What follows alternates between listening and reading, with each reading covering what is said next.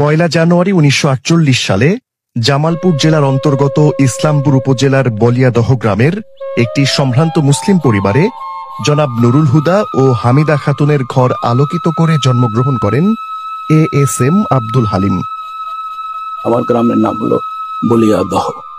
এটা একটা কাব্যময় গ্রাম। এটার দুটি অংশ, মাঝখান দিকে যমুনা থেকে একটা ছোট্ট ক্যানাল এসছে। বামনা গ্রামের প্রাথমিক বিদ্যালয় থেকে তিনি শিক্ষা জীবন শুরু করেন।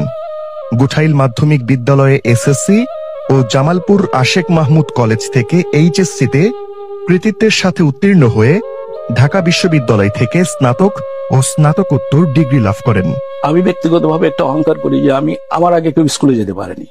আমি স্কুলে সবার আগে গেছি। পাঞ্চুয়ালিটি যেটা বলে, সমানুবর্তিতা, হোল লাইফ আমি মেনটেন করছি, অদ্যাবধি আমি কি মেনটেন করে চলছি। পরে তিনি ইংল্যান্ডের বার্মিংহাম ইউনিভার্সিটি থেকে উচ্চতর ডিগ্রি অর্জন করেন। ইস্ট পাকিস্তান সিভিল সার্ভিসের সাবেক কর্মকর্তা, মহকুমা, জেলা প্রশাসক, বিভাগীয় কমিশনার, বিভিন্ন মন্ত্রণালয়ের উপসচিব, যুগ্ম সচিব ও অতিরিক্ত সচিব হিসেবে দায়িত্ব পালন করেন। তিনি মেধা, দক্ষতা ও অভিজ্ঞতা দিয়ে সরকারের প্রশাসন, আইন, নীতি, কৌশল ও উন্নয়ন প্রকল্প প্রণয়ন, বাস্তবায়ন ও পরিবীক্ষণের কাজে বিশেষ ভূমিকা রাখেন। তিনি পৃথিবীর অনেক দেশ ভ্রমণ করেন এবং বাংলাদেশ সরকারের পক্ষে নেতৃত্ব দিয়ে দেশের পক্ষে প্রভূত সুনাম বয়ে আনেন। 2001 থেকে 2005 সাল পর্যন্ত অত্যন্ত দক্ষতা, মেধা, প্রজ্ঞা ও সততার সাথে কয়েকটি গুরুত্বপূর্ণ মন্ত্রণালয়ের সচিব হিসেবে অতি সুনামের সাথে দায়িত্ব পালন করেন।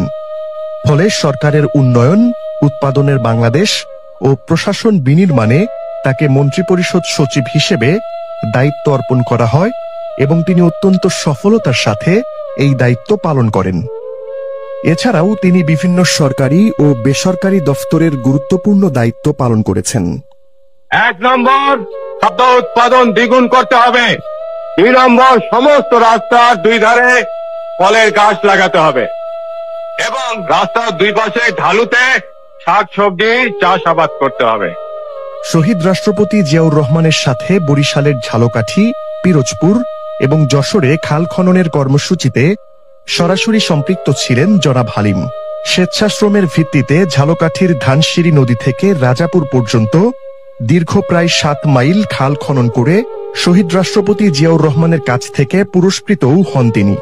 চাকুরিকালীন সময়ে তিনি অ্যাডমিনিস্ট্রেটিভ, কালচারাল, মানবাধিকার সহ বিভিন্ন সামাজিক সংগঠনের সাথে সম্পৃক্ত ছিলেন। সাফল্যময় কর্মজীবন সম্পন্ন করার পর বিভিন্ন সামাজিক কর্মকাণ্ড ও সাহিত্যকর্মে নিজেকে নিয়োজিত করেন। তিনি বহু প্রবন্ধ, কবিতা, কবিতার বই ও ধর্মীয় কাব্যগ্রন্থ প্রকাশ করেন। এর মধ্যে Mona Lisa, lovelorn, the pains, Chitrangada ও আমি, শিশির বিন্দু, কবিতা সমগ্র, selected poems, we revolt, Bihanga Katha ইত্যাদি উল্লেখযোগ্য। বর্তমানে তিনি বাংলাদেশ হাউস বিল্ডিং ফাইন্যান্স কর্পোরেশনে চেয়ারম্যান হিসেবে কর্মরত আছেন।